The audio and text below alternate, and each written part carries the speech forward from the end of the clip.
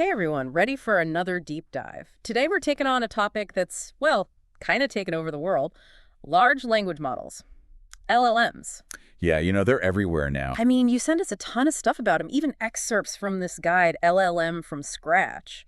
And it got me thinking, like, how do those super smart chatbots, or even just my phone knowing what I'm about to type, how does that even work? It really is mind-blowing how integrated they are. So this guide, it starts off simple. Yeah. An LLM is, and I quote, a statistical tool predicting the probability of a sequence of words. Right. Sounds a little jargony. Okay, yeah, a bit technical, but think of it like this. It's what's behind your phone guessing your next text, or those chatbots that are so good you almost think they're human. And the thing is, it's not magic. It's the culmination of, decades of work. The evolution of LLMs is fascinating. So, like, where did it all begin? Where'd they start? Well, early on, we had things like n-grams. They analyzed chunks of words, but they couldn't really grasp the wider context. Imagine trying to figure out the ending of a movie just from the last 5 minutes. Yeah, you'd miss a lot. You'd miss the plot, the character development, everything. Context is key. So how did LLMs get smarter then? Like, how'd they evolve to understand more? Think of it as adding layers of understanding. We went from those basic n-grams to hidden Markov models. These started to consider, underlying patterns and probabilities in language. Okay, so they got a bit more sophisticated. Right. And then came recurrent neural networks, or RNNs. These could deal with much longer sequences, like entire sentences. But even RNNs struggle to remember information from way earlier in the text. So like a short attention span. Exactly. They couldn't quite hold on to the long-term context. So what changed that? How did they fix that problem? That's when LSTMs came in. Long short-term memory networks. Pretty descriptive name, right? Yeah, I get it. Long-term memory. Exactly. They were designed with these memory cells. Think of it like a computer storing vital information for later. Makes sense. So they could finally handle those longer connections in language. Yes. And that was a huge leap forward for things like, speech recognition, where a sentence can go on and on. Oh, right. So like for those voice assistants, it needs to remember what you said at the beginning, even if you're giving it a whole list of commands. Precisely. And then there are GRUs, gated recurrent units. Yeah, I saw those mentioned in the guide. Are those in the same family as LSTMs? Sort of, yeah. Think of them as a more streamlined, efficient version of LSTMs. Still really good at handling those dependencies in language, but maybe a bit less computationally intensive. Oh, so like a more compact, energy-saving model. You got it. You often see GRUs in things like chatbots, where remembering the conversation flow is key. That makes sense. So we've gone from those simple word chunks to these memory-powered models, but this guide, it jumps to transformers next, which seem to be like the big deal now. What makes them so different, so special? Transformers, they really did revolutionize things. It's all about attention. Remember how we talked about LLMs needing context? Yeah, to really understand what's going on. Right. Well, attention allows them to focus on the most important parts of the input, just like we do when we're reading or listening. Okay, so it's not just processing each word one by one. It's more like how we think, grasping the whole meaning. Exactly. That's self-attention. The ability to understand the relationships between words, even if they're far apart in the sentence. So it's like they can get the whole picture, like our brains do. And this is the tech behind those mind-blowing models like GPT-3. You got it. GPT-3 from OpenAI is like the poster child for how powerful transformers can be. Yeah. It's not just predicting words. It can write different creative content, translate languages, even code. I've seen some of the stuff it generates. It's pretty wild. It's really pushing the boundaries of what's possible. But before we get too carried away with all the cool stuff LLMs can do, this guide takes us back to the less glamorous part, the math. The foundation. Yeah, it talks about probability, statistics, information theory, linear algebra. It's a bit intimidating, but I promise we'll try to keep it light. We'll extract the good stuff. Exactly. No need to get lost in equations. But it is interesting to see how these powerful models are built on those fundamental concepts. Absolutely. Like probability, for example. That helps LLMs deal with the uncertainty in language. I mean, there are so many ways to finish a sentence, each with a different likelihood. Right, like the model's got to figure out which one is the most likely, the most sensible. And then there's statistics. That's what lets LLMs find those patterns in massive amounts of data. So like figuring out how often certain words appear together. Right. Right. Exactly. It's all about finding those connections, those relationships between words. Okay, that makes sense. And what about information theory? Where does that fit in? Information theory is about efficiency. Think of it like packing a suitcase for a trip. Okay, I'm visualizing. You want to fit as much as possible, right? But you also don't want to waste space. Yeah, you want to be strategic about it. Exactly. Information theory helps LLMs represent data in the most compact, efficient way possible. I love that analogy. So it's like finding the optimal packing strategy for information. Precisely. And finally, we have linear algebra. Ah, yes, the one that brings back those high school math nightmares. Don't worry, we won't get too deep into the weeds. Think of linear algebra as a way of translating words into a language that the LLM can understand. It represents words as vectors, which are like coordinates in a multidimensional space. Okay, so it's like giving each word a unique location in this vast space of meaning. Exactly. This allows the LLM to perform calculations and find relationships between words, even if they're not right next to each other. So it's not just about the order of words, it's about their meaning and how they relate to each other in this abstract space. That's a great way to put it. It's amazing how all this math comes together to create such creative and intelligent systems. But the guide, it doesn't stop there. It dives into those building blocks of LLMs like neural networks, which seem to be inspired by the brain. It's a fascinating area. Neural networks are like the engines that power these LLMs.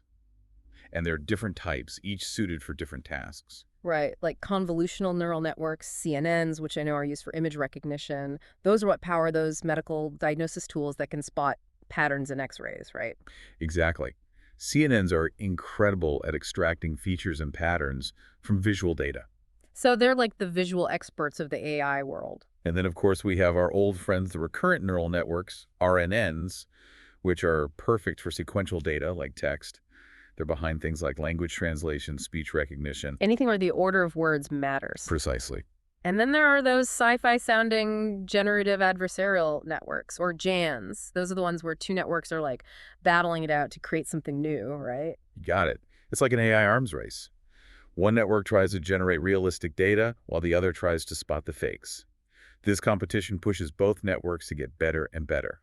It's like AI playing a game of cat and mouse, pushing the boundaries of creativity. And the results are incredible. JNs are used to create realistic images, music, even videos. It's mind-blowing. But within these neural networks, there are even more moving parts. The guide mentions activation functions and optimization. Can you break those down for us? Sure, activation functions, think of those as like little decision makers within the network. They decide which neurons should fire or become active based on the input. So they're like gatekeepers controlling the flow of information through the network. Exactly. And they introduce a level of nonlinearity that allows LLMs to model the complexities of language. Okay, that makes sense. And what about optimization? Optimization is like fine-tuning a musical instrument to get the perfect sound.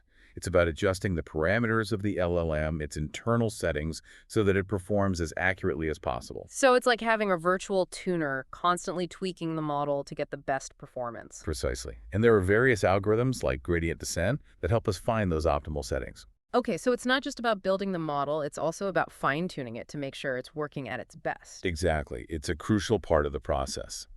And speaking of processes, let's circle back to those sequence models, specifically RNNs, LSTMs, and GRUs. Remember how we talked about them being good at handling sequential data, which is so important for language? Yeah, like language flows, it's not just a bunch of random words thrown together. Right. And RNNs, they have this hidden state that carries information from previous words. It's like reading a book, you understand each chapter better because you remember what happened in the previous ones. It's like having a mental bookmark, keeping track of the context. Exactly. But remember, those standard RNNs, they can struggle with long-term dependencies, remembering things from way back. That's where LSTMs and GRUs shine, with their special memory cells. Ah, right, they're the long-distance runners of language processing. Precisely. They can keep track of those longer connections in language, which is crucial for things like understanding a long speech or a complex conversation. Makes sense. And then there's self-attention, which the guide says is key to how LLMs understand the relationships between words. Can you explain that in a way that, well, someone who's not a computer scientist can understand? Sure. Imagine reading a sentence where the verb is at the very end, but you still understand what's going on. Your brain is making those connections between the subject, the object, and the verb, no matter where they are in the sentence. Oh, right. Like our brains are good at figuring out those relationships, even if the grammar is a bit unusual. Exactly. That's what self-attention does for LLMs. It lets them see those connections between words, regardless of their distance. So it's like having a mental map of the sentence where the LLM can see all the connections at once. Precisely. And that's where transformers come in. They rely heavily on self-attention to process language in a more sophisticated way. So they're like the next level up from those RNNs, LSTMs, and GRUs. Exactly. Instead of processing words one by one, they can analyze the whole sentence simultaneously, thanks to self-attention. They also use a feed-forward network that processes each word individually, along with positional encoding, which tells the model where each word is in the sentence. So it's like they can see the whole forest, and each individual tree at the same time. And the guide mentions this encoder-decoder framework that transformers use, especially for things like translation. What's that all about? It's a two-step process. Imagine you're translating a sentence from English to, say, Spanish. The encoder takes that English sentence and compresses its meaning into a compact code. Then, the decoder takes that code and uses it to generate the Spanish translation. Oh, so it's like distilling the essence of the sentence and then rebuilding it in another language. Exactly. It's a very elegant and effective approach. And what about multi-head attention? I remember we talked about that earlier. How does that fit into the whole transformer architecture? Multi-head attention is like having a team of experts, each analyzing the sentence from a different perspective. Instead of relying on one attention mechanism, transformers use multiple, capturing different aspects of the relationships between words. So it's like getting a second, third, even fourth opinion on the sentence to make sure you're really understanding it from all angles. Precisely. It gives the model a much richer and more nuanced understanding of the language. It's amazing how all these complex components work together. But building these models, it's not just about the algorithms, right? It also requires some serious computing power. This guide talks about the infrastructure behind LLM training, and it sounds pretty intense. It is. We're talking massive data centers filled with powerful computers, specifically GPUs or TPUs, which are designed for handling those huge calculations involved in training these models. It's like an LLM gym, where they're constantly working out, getting stronger. That's a great way to put it. And it's not just about the hardware. The software is crucial, too. The guide mentions frameworks like TensorFlow and PyTorch. Yeah, what do those do exactly? I've heard those names thrown around a lot. They're like the construction crews and project managers of the LLM world. They provide the tools and building blocks for creating, training, and deploying these models. They handle things like distributing the workload across multiple computers so the training goes faster, and they make sure everything runs smoothly. So they're like the logistical masterminds behind the scenes, making sure everything works together seamlessly. Exactly. But even with all the right tools, you need the right ingredients. And in the world of LLMs, that's data. Lots and lots of data. Right, these models are trained on massive data sets. I mean, we're talking billions of words, right? Absolutely. Data is the fuel that powers these LLMs. Yeah. And managing all that data, processing it efficiently, it's a huge challenge. It's like feeding a hungry giant. You need a well-organized kitchen and a steady supply of ingredients to keep it satisfied. That's a great analogy. And speaking of pushing the boundaries, this guide goes beyond those basic LLM architectures and dives into some really advanced stuff like sparse models and attention variants. What are those all about? Yeah, I was curious about that too. It sounds pretty cutting edge. Sparse models, like the mixture of experts approach, they're all about efficiency. Instead of using every part of the network for every task, they only activate the parts that are most relevant. Oh, so it's like having a team of specialists. You call in the expert who's best suited for the job rather than having everyone work on everything. Exactly. It's a much more efficient use of resources. Makes sense. And what about those attention variants? Well, traditional self-attention can get pretty computationally expensive, especially with those really long sequences of text. So attention variants, they try to make it more efficient without sacrificing accuracy. So like finding shortcuts that still get you to the right destination. Exactly. And then we have multimodal LLMs, which can handle different types of data like text, images, audio, all in one model. Those are the ones that really seem like science fiction almost. They are pretty incredible. They have the potential to revolutionize how we interact with information.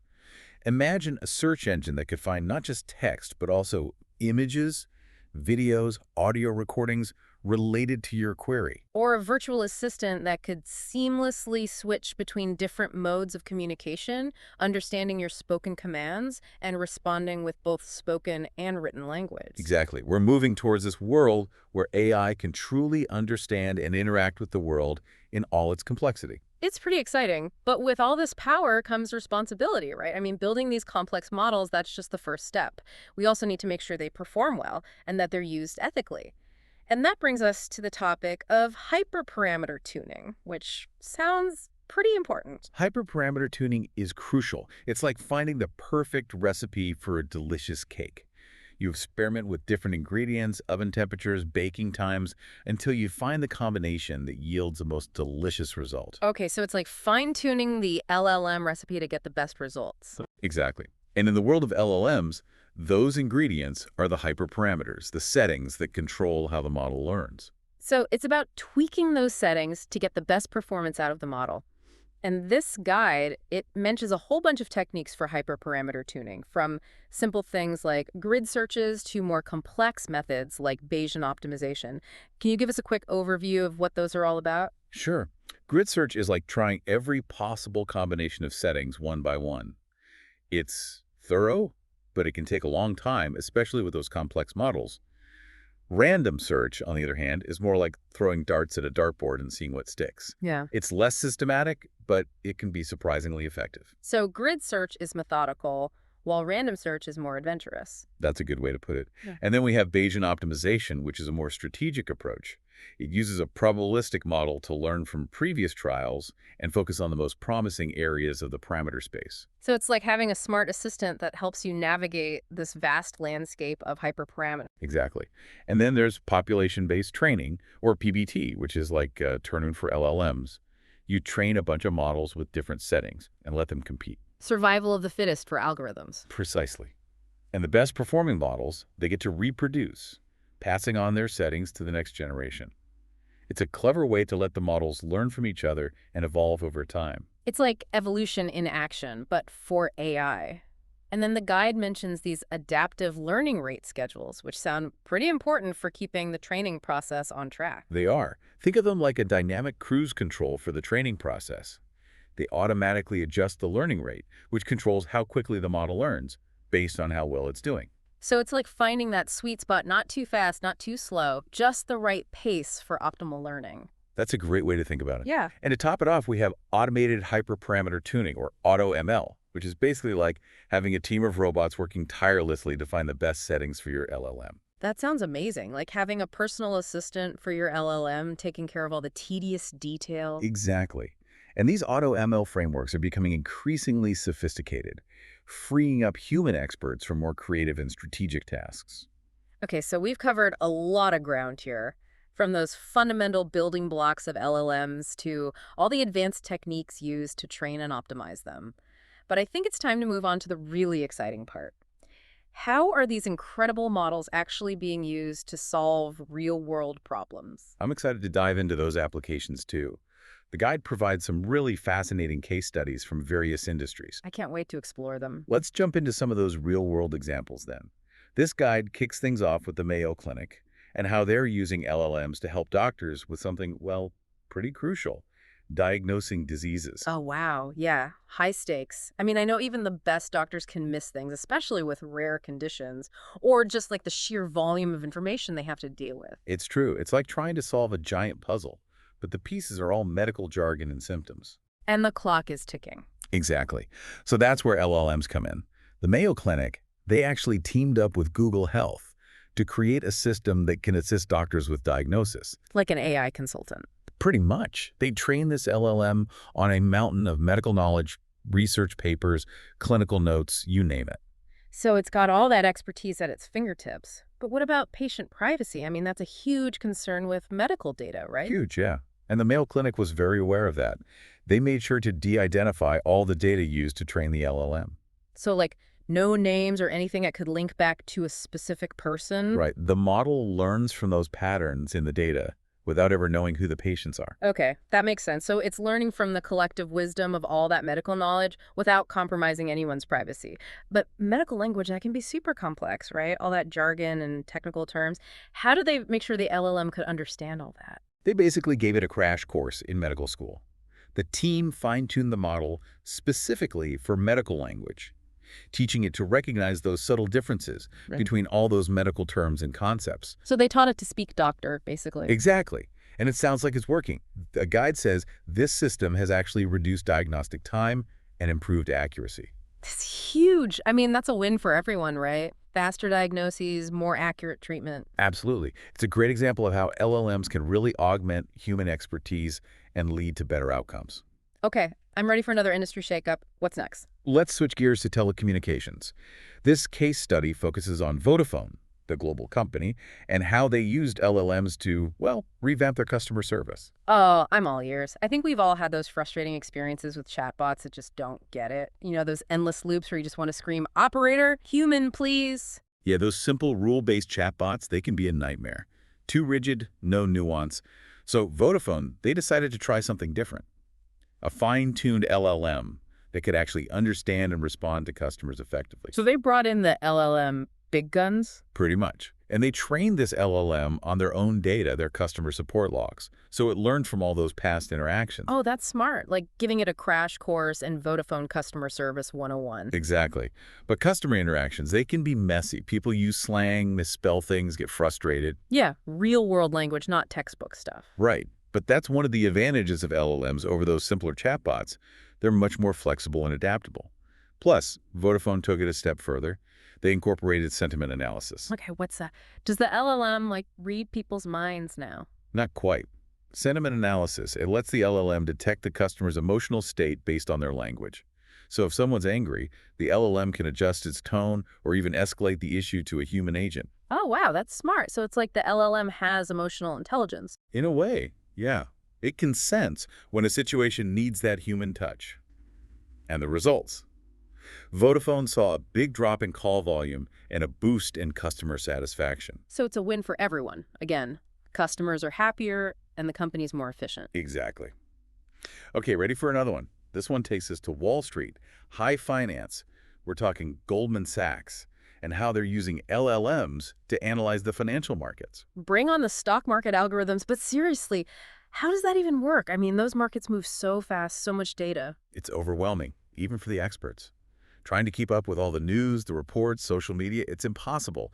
So Goldman Sachs, they brought in the LLMs, trained one on a massive data set of financial data news, company filings, historical trends, everything. So it's like having a team of super analysts working 24/7. Exactly. It can monitor way more information than a human, and it can spot those patterns and signals that might be missed. But of Yep. course, you have to make sure the LLM is getting reliable info. There's so much misinformation out there, especially on social media. Yeah, the LLM is only as good as the data it's fed. Right, so Goldman Sachs, they had to be very careful about that data curation, making sure it came from trustworthy sources.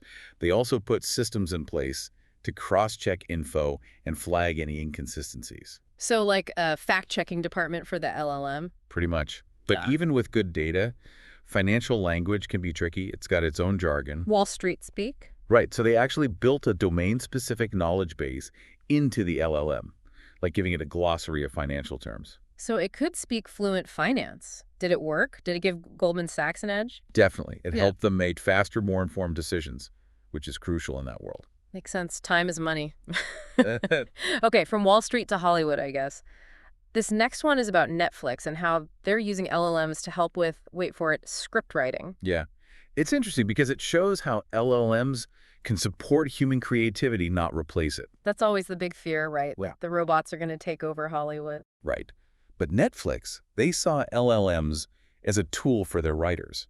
They fine-tuned a model, one of those GPT-style ones, on tons of scripts, TV episodes, even books. So it learned the structure of narratives, dialogue, all that. So it's like giving the LLM a masterclass in storytelling. Exactly. But of course, you don't want the LLM just copying existing stories, right? Yeah. You want originality. Plagiarism is bad, even for AI. Right. So Netflix, they implemented something called creative filtering. It's like a plagiarism detector built into the LLM. If it generates something too similar to existing stuff, it gets flagged. So the LLM can help writers with ideas, dialogue, even writer's block, but it won't just churn out copies. Precisely. And it's not just about avoiding plagiarism, it's about pushing those creative boundaries. The LLM can introduce writers to new ideas, new perspectives. It's like having an AI brainstorming buddy. That's a great way to put it. And the writers seem to like it. It's making them more productive, giving them more time to focus on the high-level creative stuff. That's awesome. I love that using technology to enhance human creativity, not stifle it. Okay, last one, right? From Hollywood to the courtroom. Yep. Last but not least, this one's about Allen and Overy, a global law firm, and how they're using LLMs for something that lawyers are, well, not exactly known for loving, legal document review. I can imagine. Those documents are dense, full of jargon. Must take forever to read through them all. It does, and accuracy is crucial, but it's easy to miss things, to misinterpret something. So Allen and Overy, they trained an LLM on a massive database of legal documents, case law, contracts, all that. So they taught it to speak legalese. Exactly. Now, the LLM can understand all that terminology, identify key clauses, even assess risks. It can also summarize those lengthy documents, saving lawyers tons of time. That's incredible. It's like having an AI paralegal. Right.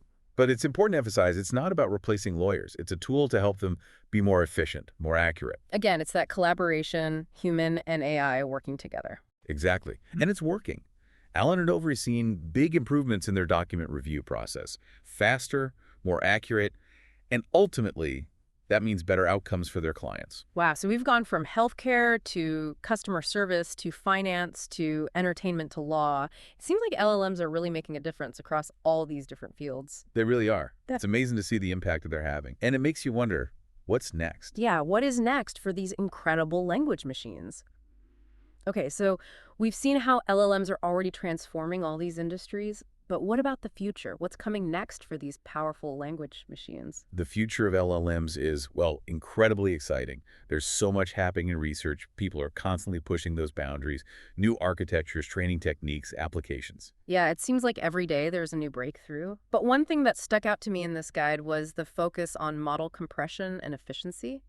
It seems like as these models get more powerful, they also get bigger and require more computing power. It's a valid concern. I mean, training a massive LLM, it can have a real environmental impact. Yeah, all those servers churning away, using up energy. Right. So a lot of research now is focused on making these models smaller and more efficient without losing performance. It's like streamlining a race car. You want to reduce weight and drag, but you still need that speed. So it's a balancing act. Power versus efficiency. What kind of techniques are they using to achieve that? Well, there are a few approaches, like pruning, for example. That's like trimming a tree. You remove those unnecessary connections in the neural network, making it more compact. Okay, so slimming it down. Exactly. Then there's quantization. That's about using less precise numbers to represent the data, kind of like compressing a file to make it smaller. It's then a more efficient storage. Right. And then there's distillation, which is pretty interesting. It involves training a smaller, simpler model to mimic the behavior of a much larger, more complex one. Oh, so it's like creating a mini-me version of the LLM, but one that's still just as capable. Exactly. And one of the big benefits of this is that you can run these smaller, more efficient LLMs on devices with less computing power, like smartphones, for example. Oh, wow. So imagine like having a really powerful LLM right on your phone, doing all that cool stuff, translation, summarization, without even needing an internet connection. That's the goal. It would open up so many possibilities. And that's just one area of research. Another one that's really exciting is zero-shot and few-shot learning. Yeah, I read a bit about that. It's basically about teaching LLMs new things with very little training data, right? Exactly. Instead of needing millions of examples to learn something, you could, ideally, teach it with just a handful. That's amazing. It would make these models so much more versatile, especially for tasks where it's hard to get labeled data. Exactly. And it would make them much faster to adapt to new situations and new domains. And then, of course, there are those multimodal models that we talked about earlier, the ones that can handle text, images, audio, all in one. Yeah, those are the ones that feel like they're straight out of science fiction. It's true. But they have incredible potential. Imagine a search engine that can not only find relevant text, but also images, videos, audio clips, all related to your query. Or a virtual assistant that can understand your spoken commands and respond in both spoken and written language. Right. We're moving towards this world where AI can interact with us in a much richer and more natural way. It's exciting, but also, I mean, there are potential downsides too, right? As these models get more powerful, we have to be careful about how they're used. Absolutely. I mean, these are powerful tools, and with any powerful tool, there's potential for misuse. One of the big challenges is ensuring that these models are used ethically. Yeah, like we've talked about those biases that can creep into the data and how that can affect the model's output. Exactly. If the data reflects existing biases in society, the model could learn and perpetuate those biases. So it's not just about the technology, it's about how we use it. Precisely. We need to be very mindful of the potential for these models to, reinforce harmful stereotypes or create new forms of discrimination. Yeah, it's a big responsibility. But even with the challenges, the potential benefits are huge. It really feels like we're on the cusp of something incredible with these LLMs. I think so too. We're really just starting to scratch the surface of what's possible. And who knows what amazing breakthroughs are just around the corner. Well, that was an amazing deep dive. We started with those simple statistical models, and now we're talking about AI that can write scripts, diagnose diseases, and maybe even someday have a real conversation with us. It's been an incredible journey exploring this field, and it's clear that LLMs are going to continue to shape our world in profound ways. It makes you think, what will they be capable of in 5 years, 10 years? It's mind-blowing. It is, and that's what makes this field so exciting. It's constantly evolving, constantly pushing the boundaries of what we thought was possible. Well, if you've enjoyed this deep dive into the world of LLMs, be sure to let us know. You can find us on all the usual social media platforms. We love hearing your thoughts and questions. And until next time, keep exploring, keep learning, and keep wondering about the future of AI. Thanks for joining us on this incredible adventure. We'll see you next time.